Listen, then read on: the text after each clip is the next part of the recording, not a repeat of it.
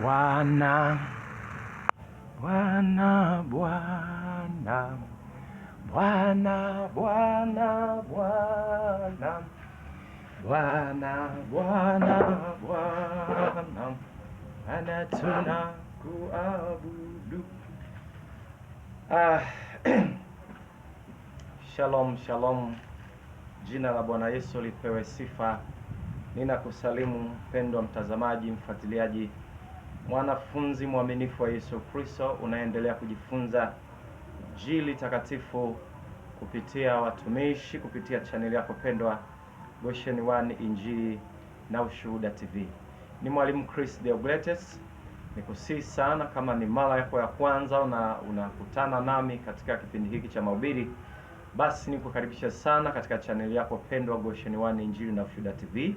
Na jambo la kwanza kabla yote ni kusihi gusa alama ya neno subscribe kwenye chini ya video, alafu gusa alama ya kengele. Kwa kufanya hivyo utakuwa umejiunga pamoja nasi, ili kila Bwana anapotupa ujumbe kwa ajili ya kanisa lake basi uweze kukufikia wakati huo. Kwa hiyo nikukaribishe sana.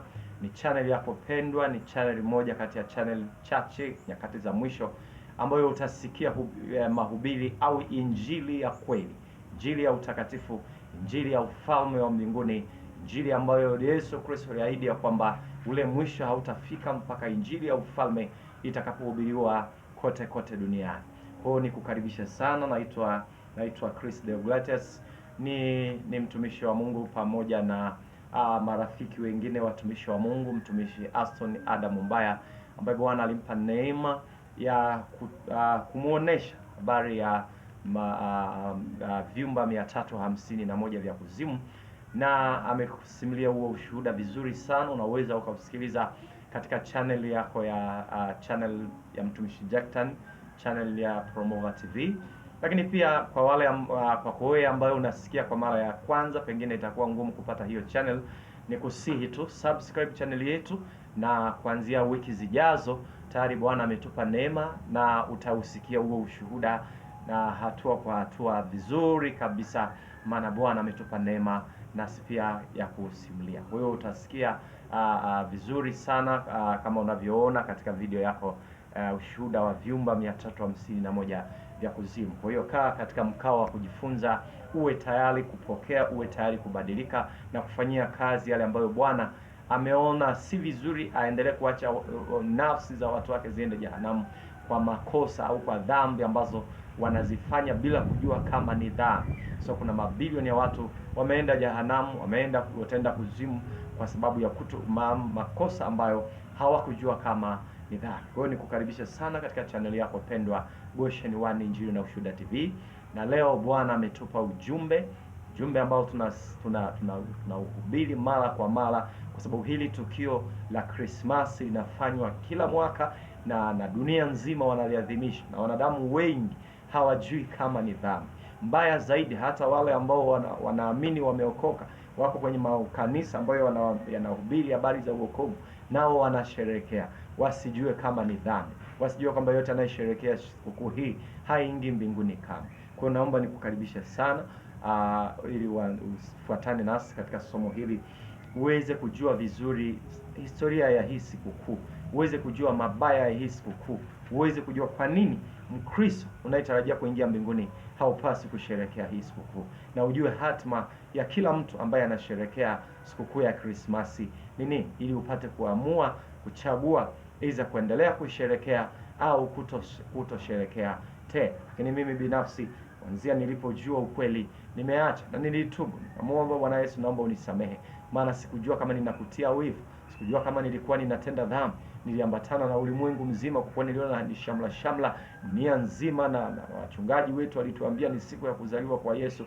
Kwa hiyo tukaadhimisha tukijua tunakufurahisha, kumbe sikujua kama ninasababisha Bwana anifute katika kitabu chake cha uzima. Lakini kwa neema Bwana ametupa kujua ukweli, nasi tunakuletea ukweli. Mtu yote popote ulipo, pengine unatamani kusikia, unatamani hata kutoka kwenye wokovu bandia, maana nikuambie tu, Shetani amekuwa mjanja sana. Baada ya kuteka dini, kuharibu dini. Alipoona makanisa yanainuka na kuhubiri kweli, nako vile vile hakunyamaza, alienda kupanda magugu. Kwa hata leo hii nayo makanisa mengi yanahubiri habari za wokovu, lakini yanayo wokovu wa bandia. Ukiona mtu anahubiri wokovu, lakini kama ni mwanamke, vaa suruali, vaa mapambo kama Yezebeli, hereni, wigi, rasa, na paka wanja macho yake kama alivyofanya Yezebeli katika Wafalme wa Pili sura ya 9 mstari wa 30. Ndio mwanamke wa kwanza katika Biblia kujipamba, weka mapambo kichwani. Sasa unaona kuna mapambo yale ambayo weka kichwani hata kwa watoto wadogo, vina bendera fulani. Ile bendera zile rangi ambazo kwenye upinde wa mvua ziko pia kwenye bendera, kwenye chama kimoja ambacho ni hatari. Kwa hiyo Mkristo, shetani anatega Wakristo kwa njia nyingi sana. Lakini pia wokovu wa kusema ni umeokoka hali umetoboa masikio. Kutoboa masikio ni alama ya kujitia utumwa, lakini umebatizwa kwa ubatizo wa kisima ni sawa tu na ule wa kikombe, kwa hiyo hauna utofauti. Lakini pia hata ubatizo wa maji mengi, lakini shetani pia hakuacha nao, akaunajisi, akaingiza ubatizo wa kwa jina la Baba na la Mwana na la Roho Mtakatifu. Kweli ni kwamba tunatakiwa kubatizwa kwa jina la Yesu tu, na sio kwa jina la Baba na la Mwana na la Roho Mtakatifu. Wale waliosoma kidogo kunizidi wakishasema Baba, Mwana, hizo sio jina la pekee. Wale Waingereza wanasema sio proper noun. Hiyo ni common, hiyo ni jina la sifa, ni sifa. Unaposema baba, unaposema mwalimu, mtu yote ambaye anamfundisha mwingine, hata ukikuta watoto wadogo wanacheza, mwingine akamfundisha mwenzake, utaona aliyefundishwa anamuita yule anamfundisha ni mwalimu. Kwa hiyo sema wewe ni mtoto wa nani, kusema mimi ni mtoto wa mwalimu, bado utakuwa haujatuambia wewe ni mtoto wa nani bado, ila umetaja tu hadhi ya yule ambaye unaamini ni mzazi wako kwamba yeye ni mwalimu. Kwa hiyo ni tafsiri. Ndio maana tukaletewa Roho Mtakatifu ili atusaidie kutafsiri. Ndio maana ukiangalia kanisa la kwanza la mitume, hakuna mahali popote walibatiza kwa jina la Baba na Mwana na Roho Mtakatifu, bali walibatiza kwa jina la Yesu. Na wale waliobatizwa ubatizo wa kikombe, wala usijite Mkristo kabisa, usijite Mkristo. Wale waliobatizwa ubatizo wa kisima, unayo alama ya mpinga Kristo. Wewe umebatizwa kwa utatu, kimbia haraka sana. Popote ulipo, waweza wakatupigia simu, tutaonesha namba za simu, baadaye unaweza tukawasiliana. Makanisa, Mungu ametubariki, makanisa yanayohubiri injili ya utakatifu sasa yako mengi karibia kila mikoa. Kwa hiyo hakikisha umebatizwa kwa ubatizo wa kweli, ubatizo wa maji mengi, ubatizo wa kwa jina la Yesu, na sio kwenye kisima, wala sio ubatizo wa kwa jina la Baba, Mwana na Roho Mtakatifu. Lakini pia Christmas, ukiona imani bado wanahubiri Christmas, wanasherehekea Christmas, kimbia jiponye nafsi yako. Lakini pia yale mafundisho ya ukisoma Ufunuo sura ya 3, nasema unashika jina langu lakini bado unafuata mafundisho ya Balaamu. Kwa hiyo Christmas, mambo ya utatu yote hayo ni mafundisho ya Balaamu. Kwa hiyo kama umeokoka, unapaswa kabisa kuachana nayo, kwa sababu sio mafundisho ya Yesu Kristo. Naomba nimwalike Roho Mtakatifu awe mwalimu wetu katika kipindi chetu ili tuweze kwenda hatua kwa hatua. Baba yangu na Mungu wangu mwema, ninalibariki na kulihimidi jina lako. Ninasema asante kwa ajili ya neema hii Bwana umetupa. Tazama, umetupa tena kufikia siku hii njema ambayo imekupendeza kusikia na kufikisha ujumbe kwa watu wako popote wanaposikia kupitia channel hii. Baba, tunajiweka mikononi mwako. Ninamweka na mtazamaji na mfuatiliaji, mwanafunzi mwaminifu anayesikiliza na atakayejifunza kupitia channel hii mikononi mwako. Bwana ukambadilishe, Bwana ukaseme naye. Roho Mtakatifu, mimi ni mwanadamu, nitasema naye kwa sehemu, lakini wewe ni Mungu. Afungua ufahamu wake, fungua akili zake, mpe kuamini. Usimwache akawe msikiaji tu, alafu akaendelea na maisha yake ya kusherehekea sikukuu ya Krismasi, sikukuu ya sherehe ya kipagani, alafu akaishia jehanamu ya moto. Bali mpe kuamini, mpe kutoka katika vifungo na mitego yule mwovu, katika jina la Yesu Kristo Mwokozi. Baba, tunakushukuru. Amen. Kama nilivyojitambulisha, ni Mwalimu Chris Deogratias, kanisa takatifu la Uamsho Tanzania. Rafiki na mtumishi Geoffrey Kaputa, yeye yuko kanisa la Mbinga na mimi niko jirani naye. Wale watu walioko Songea, walioko Njombe, walioko Madaba, walioko Tunduru, walioko na Mtumbo, walioko maeneo yote Dodoma, Bwana kubariki. Wale ambao unatusikiliza kutoka Lindi, Mtwara, wale wa ndugu zetu wa Kigoma, kokote uliko, wewe ambao unatamani kukimbia wokovu wa bandia na kuushika wokovu wa kweli, popote ulipo, mkoa wote ulipo, hata nje ya nchi, wewe tuwasiliane kupitia namba zetu ambazo tutazitoa katika mwisho wa kipindi hiki ili tuweze kuwasiliana, ili uweze kubatizwa kama Biblia inavyotaka na kuishika injili ya kweli. Usiseme tu mimi sivai mawigi, mimi si mwanamke lakini sivai suruali, mimi kama ni kosa analifanya yeye. Hapana. Biblia katika Wakorintho wa pili sura ya 6 mstari wa 16 anasema usifungiwe nira pamoja na mtu asiyeamini. Ikiwa mtu ameamini hawezi akasherekea Krismasi, ila wanasherekea kwa kutokujua. Kwa maana ukisoma kitabu cha Tito sura ile ya kwanza ule mstari wa 16, Tito moja ule mstari wake wa Tito sura ya kwanza ule mstari wa 16 anasema wanakiri ya kwamba wanamjua Mungu, bali kwa matendo yao wanamkana, ni wenye machukizo, ni waasi, wala kwa kila tendo jema hawafai. Kwa hiyo ukiwa unampenda Yesu, basi mpende kweli kweli. Yesu alisema atakayenipenda atalishika neno langu.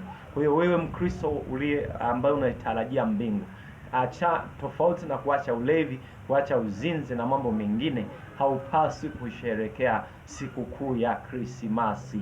Naomba nirudie tena. Ukisema unampenda Yesu, basi litii neno lake. Neno la Mungu tutaenda kuona katika kipindi cha leo linakataa kabisa tusifanye ushirika na majini, tusifanye ushirika na shetani. Mungu hapendezwi na hizo ibada. Kwa kuanza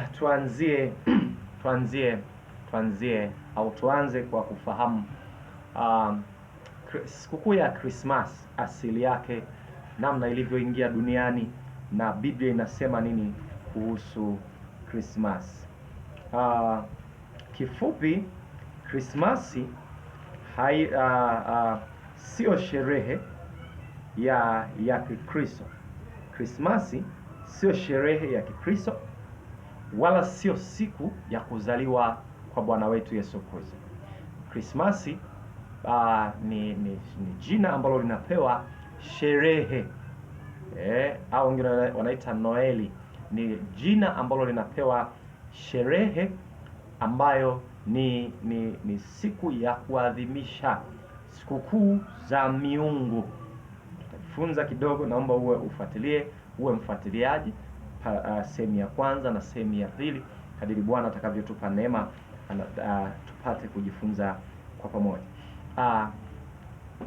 Katika historia ya dunia imepita katika vipindi tofauti. Kuna kipindi dunia ilipita katika giza. Dunia ikapita katika giza. Sasa wakati dunia inapita katikati ya giza, shetani alifanikisha kupanda vitu vingi sana kwenye mioyo ya wanadamu, na wakaendelea kuvienzi kama ibada. Moja kati ya vitu ambavyo alivipanda mioyoni mwa wanadamu ni ibada za sanamu, lakini pia pamoja na ibada ambazo anajua mwanadamu akizifanya anakuwa amemudhi Mungu na haingii mbinguni. Kwa hiyo kulikuwa na wafalme. Ukienda wakati wa upagani wa Misri kulikuwa na wafalme, lakini pia ukienda Babeli wakati wa ujenzi wa mnara wa Babel utakutana na mjukuu wa Nuhu, Nimrod. Soma Mwanzo sura ile ya 6, utasoma habari ya kipande cha historia ya Nimrod. Huyu Nimrod alikuwa ni mtu mwenye ushawishi mwingi na alifanikisha kuwashawishi wanadamu wajenge mnara wa Babeli. Lengo lilikuwa kutaka kumfikia Mungu kule aliko, na ikiwezekana labda wafanye mapinduzi ile roho ya Lucifer iliyokuwa ndani ya Lucifer ya kujiinua. Soma kitabu cha Isaya sura ya 14 mstari wa 13, utaona mainuzi ya Lucifer. Anasema nitainua kiti changu alafu niketi mahali pa juu pa makutano. Kwa kusudi lile ambalo lilikuwa ndani ya Lucifer ndilo lilikuwa ndani ya Nimrod. Kwa hiyo akashawishi watu wengi. Baadaye huyu mtu alikuwa na mama yake ambaye alikuwa anaitwa Semiramis, na huyu kwa kuwa alikosa adabu na kwa ubabe wake akamgeuza mama yake kuwa mke wake. Na baadaye alipokufa Nimrod alikuwa na desturi ya kila tarehe 25 Disemba kuweka maua katika mti wa kijani, mti waliokuwa unatoa wakati wa machipuko majani ya kijani, ambao leo hii dunia inaofahamu kama Krismasi. Ule mti Na hata Mkrismasi, naomba nikushauri Mkristo, usiweke Mkrismasi nyumbani kwako, wala ukiona kanisa wameweka Mkrismasi, ondoka haraka. Ujue ni kuzimu iko inatawala hilo eneo, wewe watu hawajui. Lakini huo mti ni kuzimu wana mafumbo sana, ndio maana hata mawakala wale washirika wa malango ya kuzimu wanapewa degree kwa ajili ya kuyasoma hayo mafumbo. Kwa hiyo mti wa Mkrismasi ndio sasa hivi ndio muendelezo, ndio kopi ya mnara wa Babeli, na una vitu vingi. Nikukaribisha subscribe channel yetu, ili katika video zitakazokuja tutapambanua siri, mafumbo yaliyoko kwenye mti wa Mkrismasi au kwenye babu Christmas, naye anaashiria nini. Kwa hivyo vitu vyote, midoli yake, usiwe unavesha watoto wako nguo zenye sura sawa na babu Christmas. Hilo ni kosa, unauza nafsi za watoto wako uzikoni. Kukaribisha sana, usisahau kusubscribe channel yako Gosheni One Injili na Ushuhuda TV, ili tutakapofika katika part 2 na part 3 ya somo hili upate kujua siri nyingi zilizojificha kwa njia kupitia Mkrismasi, kupitia mdoli wa babu Christmas. Usishangai dunia nzima inasherehekea. Jambo lolote ambalo linasimamiwa na shetani mwenyewe huwa linaenea dunia nzima kwa kasi, kwa muda mfupi sana, na huwa linasherehekewa na watu wote, sababu Biblia waraka wa Yohana anasema tunajua dunia yote iko chini ya yule mwovu. Kwa hiyo asilimia kubwa ya dunia iko chini ya Lucifer. Kwa hiyo jambo lolote la Lucifer, hata miziki ya matusi, wewe unaweza ukaona miziki ya matusi inapotolewa tu na mwimbaji wa kuzimu, dunia nzima inaishangilia, inaisambaza, CD zake zinasambaa haraka. Lakini mziki wa maadili hauvumi. Walioimba nyimbo za maadili wengine walianza kuimba pengine hata mimi sijazaliwa, lakini hata leo hii nyimbo zao hazijaenea popote. Kwa hiyo hii Christmas ni sherehe iliyoratibiwa kuzimu, ni sherehe ya kuzaliwa kwa huyu Mungu. Huyu Nimrod alikuwa ni mwanadamu, lakini baadaye, kwa kuwa alikuwa ni mfalme, baadaye alipokufa mke wake Semiramis akadanganya ile hadhira, akasema huyu Mungu hafi. Kwa kuwa yeye ni Mungu basi hafi, ila yeye amebadilika na amegeuka kuwa nuru ya jua. Kwa akawaambia wale watu wa kizazi kile kwamba hili joto la jua tunalolipata na huu mwanga wa jua ndio upendo wa Nimrod. Kwa hiyo Nimrod bado yuko pamoja nasi kwa namna hiyo. Kwa hiyo tuendelee kumwenzi yeye, kwa kuwa yeye ni Mungu hafi na wala hajafa. Baadaye, kwa hiyo huyu Nimrod alikuwa na desturi ya kuweka maua na kuweka zawadi pia kila mwaka tarehe 25 mwezi wa 12. Kwa hata baadaye alipokufa, wale watu wake waliendelea kuenzi tabia za Nimrod, waliendelea kuenzi karne na karne. Upagani huu ukaendelea kwa vizazi vingi mpaka ulipofika wakati wa dola ya Rumi, kuinuka kwa dola ya kipagani ya Rumi ambayo ilikuwa chini ya mfalme Konstantino. Tuelewe kwamba kabla ya kuinuka wakati Bwana Yesu alipofika, alikuta hii dola ya Rumi ikiwa inaendelea, ikiwa imeshainuka na inaendelea. Kwa maana hata wanafunzi walijua anakuja kuwatoa katika utumwa wa dola ya Warumi.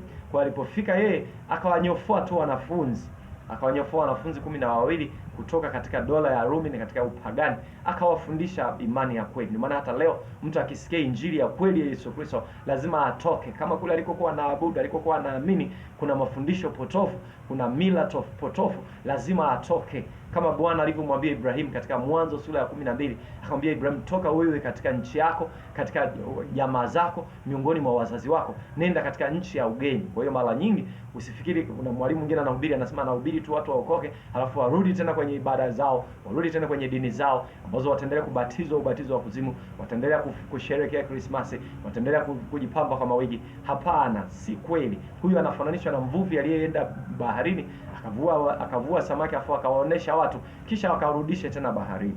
Ndivyo hicho ambacho kinachofanyika katika ulimwengu wa roho. Kwa hiyo baada ya muda Yesu alipofika akawafundisha hao wanafunzi na akawaambia waende duniani kote wakahubiri injili kwa kila kiumbe. Yeyote atakayeamini na kuokoka atakayeamini na kubatizwa ataokoka, asiamini amekwisha kuhukumiwa. Unaweza tukasoma pamoja katika kitabu cha Marko sura ya 16 mstari wake wa 15. Akawaambia, enendeni ulimwenguni mote mkaihubiri injili kwa kila kiumbe. Aamini na kubatizwa ataokoka, asiamini atahukumiwa. Ukisoma Yohana 3:18 anasema asiamini amekwisha kuhukumiwa. Kwa hiyo wanafunzi wakatawanyika, wakaenda kuhubiri Injili. Katika kutawanyika, wakafika katika mji wa Roma, mji uliokuwa maarufu sana kwa biashara za upagani, kwa ibada za kipagani. Ukisoma kitabu cha Matendo ya Mitume, miji ya Ugiriki, miji yote ilikuwa inazunguka Roma. Ugiriki yenyewe na maeneo mengine walikuwa wana ibada zao, lakini kwenye hekalu yao walikuwa wanaandika kabisa kwa Mungu asiyejulikana. Ukisoma kina Petro wanawaambia jamani, nyie ukisoma ile Matendo ya Mitume sura ya 17 yote lakini nisome tu mstari wa 22. Paulo akasimama katika Areopago akasema, enyi watu wa Athens, katika mambo yote naona kuwa ninyi ni watu wa kutafakari sana mambo ya dini, kwa sababu nilipokuwa nikipita huko na huko nikaona mambo ya ibada yenu, na aliona na madhabahu iliyoandikwa kwa maneno haya, kwa Mungu asiyejulikana. Basi mimi nahubiri habari zake yeye ambaye ninyi mnamwabudu bila kumjua, Mungu aliyefanya. Kwa anaendelea kufundisha hapo. Kwa hawa walikuwa wanafanya ibada za masanamu. Kwa hiyo ukisoma hata mstari wa 29 anaendelea kuwafundisha, baadaye anawaambia hivi, basi kwa kuwa sisi tu wazao wa Mungu, haitupasi kudhani ya kuwa uungu ni mfano wa dhahabu au fedha au jiwe, vitu vilivyochongwa kwa ustadi na akili za mwanadamu. Kwa kuwa hao walikuwa wanachukua wale wafalme, walikuwa baadaye wanawawakilisha ili wasipoteze kumbukumbu, walianza kuwananikwa njia za sanamu. Kwa baadaye wakaanza kuzileta sanamu kwenye ibada. Kwa hiyo wale wafalme baadaye wakaanza kuabudiwa kama miungu, kwa wakapewa heshima kama miungu. Kwa hao walikuwa wanaonani kwa njia ya sanamu. Ndio maana mtumishi Paulo anawaambia haifai Mkristo. Hata wewe unajiita Mkristo ambao unapiga goti mbele ya sanamu ya Maria, wewe si Mkristo. Mkristo hafai hata kufikiri kwamba Mungu ni mfano wa dhahabu, ni mfano wa plastiki. Mungu hajawahi kuwa plastiki wala hajawahi kuwa wa udongo. Kwa hayo ni matusi. Ukisoma Warumi 1 kuanzia mstari wa 20 ngapi? 18. Anasema hayo ni matusi. Mlipojua ukuu wa Mungu, hawakumwadhimisha kama Mungu, bali walimfedhehesha, wakamfananisha kwa sura ya mwanadamu. Kwa hiyo Mungu hataki afananishwe na sanamu. Na ukisoma hata Zaburi 115 mstari wa 4 anasema dhahabu zao, sanamu zao ni fedha na dhahabu. Kwa hiyo sanamu nyingi wamezitengeneza. Yaani fedha na dhahabu ikichukua nafasi ya kwanza ya maisha ya mwanadamu, inageuka kuwa sanamu. Lakini pia sanamu ambazo wanadamu wanaziabudu wakijua ni miungu, wanafikiri labda wakiweka sanamu ya dhahabu, kwa sababu dhahabu ni ya thamani, basi inakuwa na hadhi ya kuweza kuabudiwa kama Mungu. La hasha. Ndio maana Mtume Paulo anasema haifai kabisa mtu wa Mungu afikirie kwamba uungu ni mfano wa dhahabu au wa fedha. Mungu ni wa kipekee sana. Mungu ni roho. Ukisoma Yohana sura ya 4 ule mstari wa 22, na ndio inatoa tafsiri ya Mkristo ni nani. Mungu ni roho, naye anayemwabudu Mungu wa kweli anamwabudu katika roho na kweli. Kwa hiyo naomba nitoke kwenye ibada ya sanamu nirudi katika ibada ya Christmas. Kwa hiyo baada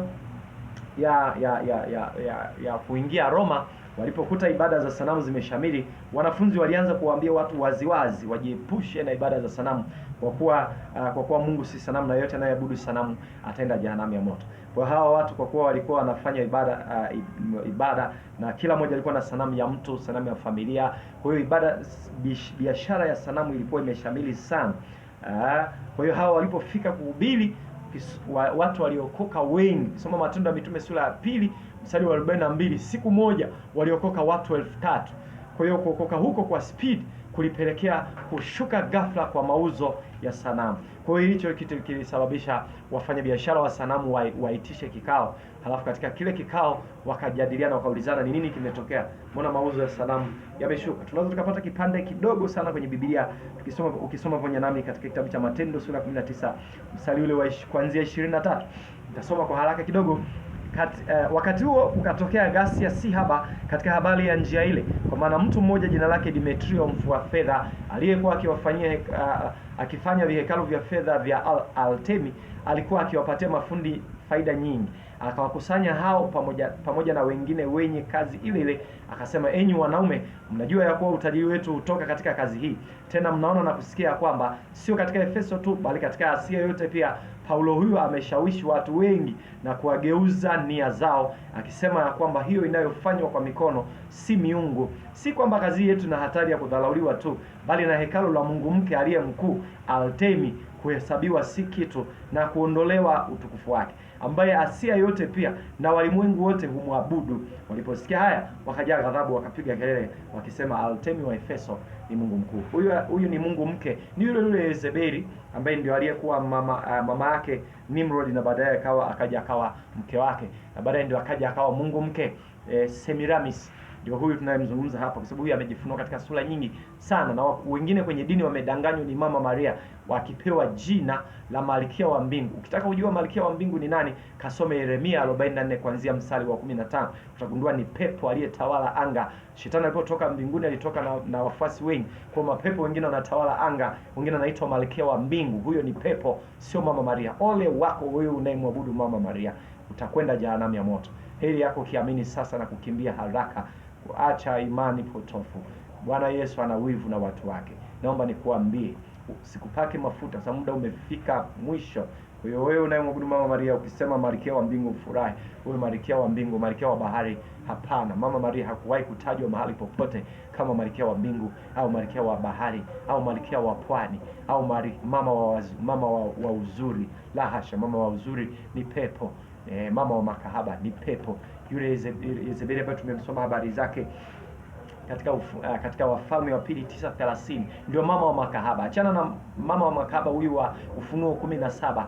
Huyu ni mwingine. Huyu ni nabii wa uongo ambaye ni mama wa makahaba. Yale makanisa yote yanayoshika Christmas yako chini yake pia, kwa anaitwa mama wa makahaba. Ila kahaba yule ni makahaba kwa maana wa wanawake wote wanaojipamba kama Yezebeli, kama Mendusa naimbwa na wasanii leo, basi wako chini ya nani? Ya huyu mama wa makahaba, ya nchini Yezebeli. Hata kama unajiita umeokoka, unajidanganya. Wamama wachungaji mnaovaa hereni, mnaoning'iniza mawigi, mnajidanganya. Si wewe ni mama askofu, sherekea leo, furahia mafungo ya 10 ya washirika, lakini moto wa jehanamu unakungoja. Heri yake mtu yule ambaye utaikimbia leo wokovu wa bandia, utakimbia injili za kuzimu na utasikiliza injili ya uzima wa milele.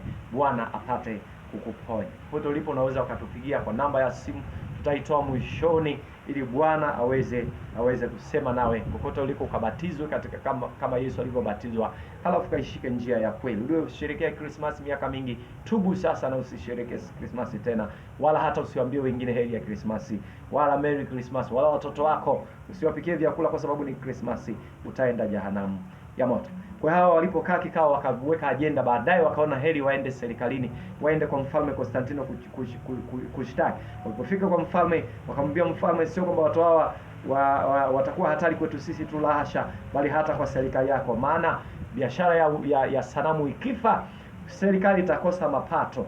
Kwa hiyo mfalme akaona ni jambo jema, akawaita kina Petro. Ukisoma katika kitabu cha Matendo ya Mitume sura ile ya 4, utakuta wamewakalisha kikao pale, wanawaonya, wanawatisha, wanawaambia kuanzia leo msihubiri tena kwa habari ya jina la nani. Nasoma Matendo ya Mitume sura 4 nianzie mstari wa 18. Lakini neno hili lisije likaenea katika watu, na tuwatishe wasiseme tena na mtu awaye yote kwa jina hili. Wakawaita wakawaamuru wasiseme kabisa wala kufundisha kwa jina la Yesu. Petro na Yohana wakawajibu wakawaambia kwamba ni haki mbele za Mungu kuwasikiliza ninyi kuliko Mungu. Hukumuni ninyi wenyewe, maana sisi hatuwezi kuacha kuyanena mambo tuliyoyaona na kuyasikia. Nao walipokwisha kuwatisha tena, wakawafungua wasione njia ya kuadhibu kwa sababu ya watu, kwa kuwa watu wote walikuwa wakimtukuza Mungu kwa ajili ya yaliyotendeka. Kwa hiyo hawa baadaye mfalme walipoendelea kuhubiri, mfalme akaona ni uasi dhidi ya serikali, kwa hiyo akatoa amri. Ndio kipindi naita kipindi cha mateso kwa kanisa la Kristo. Kwa hiyo akaamuru kwamba yote mtakamkuta anahubiri tena habari za Yesu, mfanyeni chochote. Kwa hiyo wengine walikuwa wakikukuta unahubiri, unafungwa mnyororo shingoni, unaburutwa nyuma ya gari, labda walikuwa wanaitana kwenye viwanja vya michezo. Kwa hiyo wanashangilia, wanavyoona unaburuzwa wanashangilia, na unaisha mpaka kama dekio. Lakini wengine walitundikwa kwenye mishale unainuliwa na wewe unakamatwa, mwingine anakukamata miguu, wengine wanakushika kichwa, unatundikwa. Wengine walifanya hivyo kama yale mauaji labda ya Kimberley na maeneo mengine ya ukatili. Kwa hiyo wengi walikufa vifo vibaya sana. Kwa hiyo wanafunzi waliosalia wakaanza kumlilia Mungu wao kwamba kwa nini tunauawa? Kwa nini tunauawa? Kwa nini wokovu ni hivi? Tunauawa usiku kucha, tunatafutwa kama kondoo wa kuchinjwa. Ndipo siku moja mfalme Konstantino akiwa anataka kupanua himaya yake, akaota katika ndoto, akaona jeshi lake limeshinda vita, lakini walikuwa wamevalia sare yenye alama ambayo ilitumiwa na Wakristo kwa ajili ya salamu.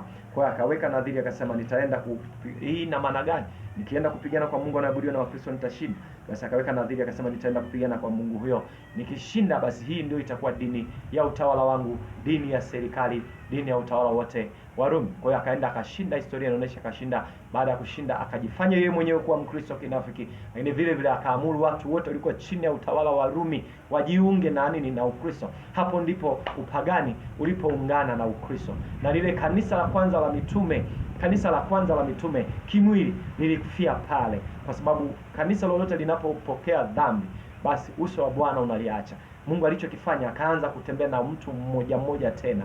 Ndio unaona kila wakati alinua watu wa uamsho, watu wa matengenezo, mpaka leo hii kila kanisa la wokovu leo hii wainjilisti walileta Tanzania, walihubiri injili ya kweli, lakini shetani amelinajisi lile kanisa la wokovu. Kwa hiyo Yesu hata nyamaza, atainua tena kundi dogo litakaloishika injili ya kweli, na watu walio wa kweli wanaposikia injili ya kweli wanaamini mara moja na kutoka kwenye machukizo, kutoka kwenye mahekalu yanayohubiri uongo, ili Yesu hapo awakute wako tayari. Kwa hiyo wakaingiza. Sasa huo mwaka wa 312 hapo ndipo upagani ulipopata nafasi ya kuchanganyika na Ukristo. Hapo wapagani walipoingia wakawaambia Wakristo waliokuwa wachache, nyie Mungu wenu haonekani. Ni kweli Mungu wa Wakristo anaabudiwa kwa jinsi ya rohoni, soma Yohana 4:22, sio kwa njia ya sanamu, sio kwa Krismasi.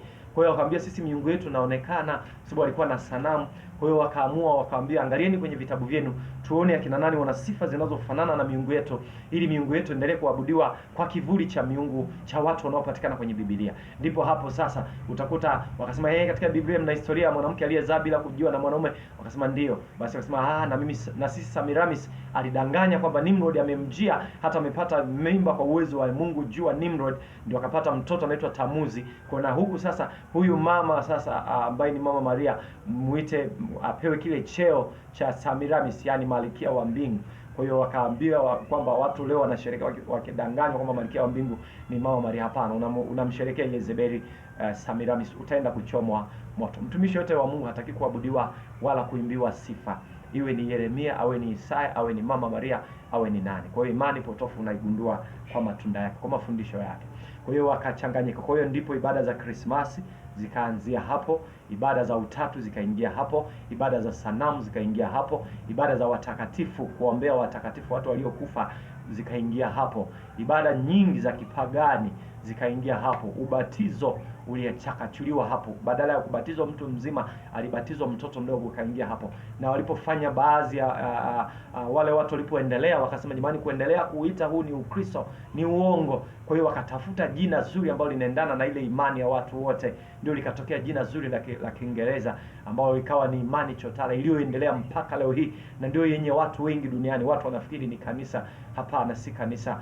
Kanisa ni lile ambalo limenunuliwa kwa damu ya Yesu, limebatizwa kama Yesu alivyobatizwa, alafu linaishi sawa sawa na neno la Kristo. Ukisikia kanisa linahalalisha dhambi, hilo sio kanisa, ni pango la wanyang'anyi. Ni adui tu amevaa vazi la kondoo kwa nje, ijulikane ni kanisa, lakini kumbe ni mbwa mwitu mkali. Wewe unayesikia maneno haya, heri yako utakapochukua hatua na kumkimbia shetani. Kwa hiyo hata Christmas ilipata nafasi hapo. Kwa hiyo walipoingia wakauliza wale Wakristo, nyinyi Mungu wenu, Bwana wenu anasherekewa siku gani? Wakristo hawakuwa na siku kama ndivyo ilivyo na hata kanisa la kwanza la mitume. Hata Yesu mwenyewe hakuwahi mahali popote kuambia watu waazimishe kuzaliwa kwake zaidi ya meza ya Bwana. Ndio alisema fanyeni kwa kunikumbuka, lakini sio kuzaliwa kwake. Hakuna mahali ambapo utaweza kuona Yesu alisherehekea birthday yake, na hata watumishi wengi wa Mungu hamna anayesherehekea birthday. Kama utawahi kuona katika Biblia mtumishi wa Mungu, achana na Herodi na wengine wale wafalme, kwa sababu aliendeleza hiyo mila za kipagani, mtumishi gani wa Mungu aliyesherehekea birthday yake?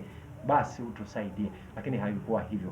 Kwa hiyo Christmas walipoona hawana siku ya kuzaliwa kwa Yesu, basi kuzimu akasema, basi kwa kuwa Wakristo hawana siku ya kusherehekea kwa Bwana wao, basi dunia, kwa kuwa dunia yote ilikuwa chini ya utawala wa Rumi, basi ikatangaziwa kuanzia wakati ule tarehe 25 mwezi wa 12 sherehe ya kuzaliwa Nimrod, sikukuu ya kuzaliwa mungu wa wapagani, mungu jua wa kipagani, ikatumike sasa. Dunia idanganywe kwamba ndio siku ya kuzaliwa kwa Yesu, ili wote watakaosherehekea sikukuu hiyo wawe chini ya laana, chini ya alama ya mnyama, alama ya mpinga Kristo. Maana wamekuwa wafuasi wa mpinga Kristo kwa kusherehekea siku ya kuzaliwa kwa mpinga Kristo, siku ya kuzaliwa kwa Mungu jua, sikukuu ya kipagani. Ukisoma kitabu cha Wakorinto, Bwana hataki watu wake wachangamane na mashetani. Anasema ukisoma Wakorinto wa kwanza sura ile ya 10 mstari wake wa 20, sivyo lakini vitu vile vitoavyo sadaka wavitoa kwa mashetani wala si kwa Mungu, nami sipendi ninyi kushirikiana na mashetani. Hamuwezi kukinywa kikombe kimoja cha Bwana na kikombe kimoja cha mashetani. Hamuwezi kushirikiana katika meza ya Bwana na katika meza ya mashetani. Kwa hiyo huwezi leo hii, au anasema au twamtia Bwana wivu? Je, tuna nguvu zaidi ya yeye? Kwa hiyo unaposherehekea Krismasi, ujua kabisa kwamba unasherehekea birthday ya Nimrod.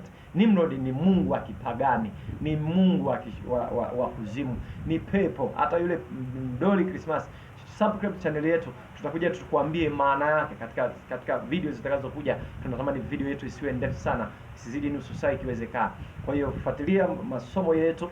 Leo tume katika part 1 tumeeleza tu sehemu ndogo asili yake uelewe vizuri, lakini katika part 2 tutakudhihirisha kwa nini Krismasi ni sherehe ya kipagani. Kwa nini vitu ambavyo leo hii hata ukiviangalia wewe ambaye pengine hata usome Biblia vitakavyokuwezesha kutambua kwa nini Krismasi sio sherehe ya kuzaliwa kwa Yesu bali ni sherehe ya kipagani. Kwa hiyo naomba subscribe channel yetu na nikukaribishe sana katika part 2. Tuendelee kujifunza, ujue siri ya Krismasi na ujue ushetani uliopo katika Krismasi, na usisherekee Krismasi tena. Kanisa lote linalosherehekea Krismasi, hata kama watakuambia ni kanisa la wokovu, ni wokovu wa bandia. Wale wanaosherehekea Krismasi hakuna anaingia mbinguni hata moja. Bwana akubariki, Bwana akutunze, Bwana akupe neema. Karibu tena, subscribe channel yetu na nikukaribishe sana katika mwendelezo wa somo letu. Bwana akubariki, Bwana akuhifadhi. Karibu tena katika mwendelezo wetu. Shalom, shalom.